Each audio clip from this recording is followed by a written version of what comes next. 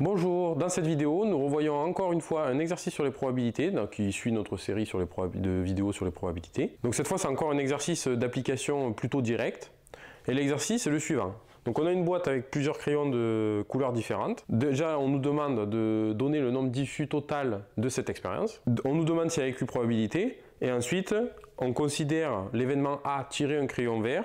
Et on nous demande combien il y a d'issues favorables à A, calculer la probabilité de A. Donc tout d'abord, comme dans la dernière vidéo, il faut se rappeler de la formule de comment calculer une probabilité. La probabilité d'un événement E, c'est le nombre d'issues favorables à E sur le nombre total d'issues.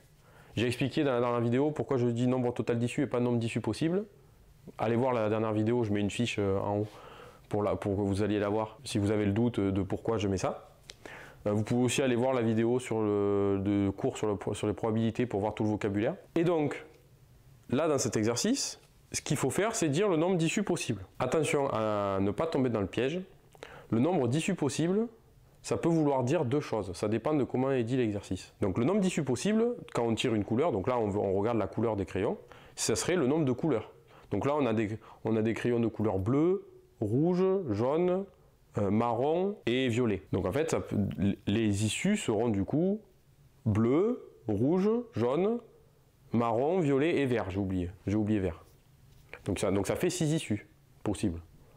Le truc, c'est qu'il y a des couleurs qui reviennent plusieurs fois. Donc en fait, il faut se dire qu'il y a 6 issues possibles, mais qu'il faut calculer le nombre total d'issues. Et le nombre total d'issues, c'est combien? Comment on fait pour savoir? En fait, c'est le nombre total de crayons. Et quand on compte le nombre de crayons, on voit qu'il y en a 16. Donc, le nombre d'issues possibles, c'est 6 en citant les couleurs, et le nombre total d'issues, c'est 16. Donc, les issues possibles, c'est donc tirer un crayon bleu, un crayon rouge, un crayon vert, un crayon jaune, un crayon marron et un crayon violet. Maintenant, la question c'est est-ce qu'il y a écu probabilité? Je rappelle encore ce qu'on a dit dans la vidéo. Écu probabilité, écu ça vient du latin. Et ça veut dire égalité. Donc est-ce que c'est des probabilités égales? Eh bien on peut les calculer, on peut calculer ces probabilités. Donc quelle est la probabilité de tirer un crayon bleu? Alors, je rappelle, la probabilité c'est le nombre d'issues favorables à l'événement. Là l'événement c'est tirer un crayon bleu. Donc qu'est-ce que ça veut dire le nombre d'issues favorables à tirer un crayon bleu? Eh bien en fait c'est juste le nombre de crayons bleus dans ces crayons.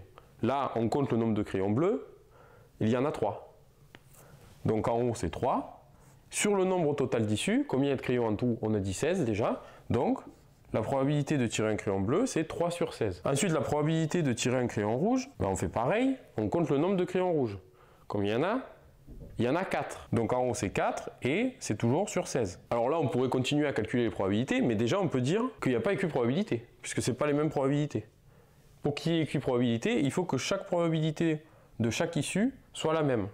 Là, il n'y a pas écu probabilité. Ensuite, on peut compter le nombre de jaunes, il y en a 3, donc ce sera 3 sur 16 aussi. Le nombre de verts, il y en a 4, donc ce sera 4 sur 16.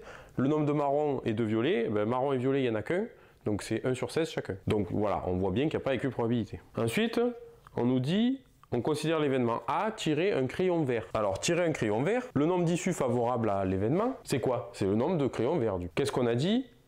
Il y a 4 crayons verts. Donc la probabilité de l'événement A qui est du coup tirer un crayon vert. C'est pour ça qu'on appelle des événements, c'est pour pas avoir à écrire du texte dans les parenthèses ici en fait. Si on appelle l'événement A, c'est tirer un crayon vert, on met juste P de A. Ça se lit P de A, je rappelle. P entre parenthèses A, ça se lit P de A. Et donc le crayon vert, combien il y en a? Il y en a 4. Et combien il y a de crayons total? Il y en a 16. Donc la probabilité de tirer un crayon vert, c'est 4 sur 16. Et là je suis allé un peu vite, la première question c'est combien d'issues favorables à A? C'est 4 du coup. Et la probabilité, du coup, c'est 4 sur 16. Ensuite, on a la troisième question qui est, on note l'événement E qui est tirer une couleur dont la couleur est une des couleurs primaires, donc bleu, rouge ou jaune, et on nous demande combien il y a d'issues favorables à E et calculer la probabilité de E. Qu'est-ce que ça veut dire les issues favorables à E, sachant que E, c'est avoir une des couleurs primaires, donc bleu, rouge ou jaune. Et bien en fait, ce qu'il faut faire, il faut compter le nombre de crayons bleus, il faut compter le nombre de crayons rouges et il faut compter le nombre de crayons jaunes. Donc combien on en a? Alors des bleus, on en a 3, donc le nombre d'issues favorables, donc il y a 3 bleus, plus le nombre de rouges, on en a 3 aussi, plus le nombre de rouges, pardon, c'est pas 3, c'est 4, donc on en a 4, plus le nombre de jaunes, et le nombre de jaunes, on en a 3. Donc ça fait 3 plus 4 plus 3, 3 plus 4, 7, plus 3, 10, donc on a 10 issues possibles, puisque les issues possibles, c'est bleu, les crayons bleus, les crayons rouges et les crayons jaunes. Et donc maintenant, pour calculer la probabilité de E, donc E, c'est l'événement de tirer un crayon bleu, rouge ou jaune, et bien pour calculer la probabilité, on fait juste le nombre d'issues favorables à E, donc là on a calculé ces 10, divisé par le nombre total d'issues, qui est du coup le nombre de crayons total, du coup c'est 16. Donc la probabilité c'est 10 sur 16, et là, attention, il faut, alors c'est correct hein, si vous laissez comme ça, mais on peut voir qu'on peut simplifier. On peut simplifier par 2. Si on divise par 2 en haut et en bas, ça fait que la probabilité de E, c'est 5 sur 8. Donc ça, c'est la forme simplifiée, 5 sur 8. Donc on a 5 chances sur 8 de tirer un crayon d'une couleur primaire. Donc voilà, c'est tout pour cet exercice d'application directe sur les probabilités. Donc il faut bien maîtriser cet exercice et l'exercice d'avant.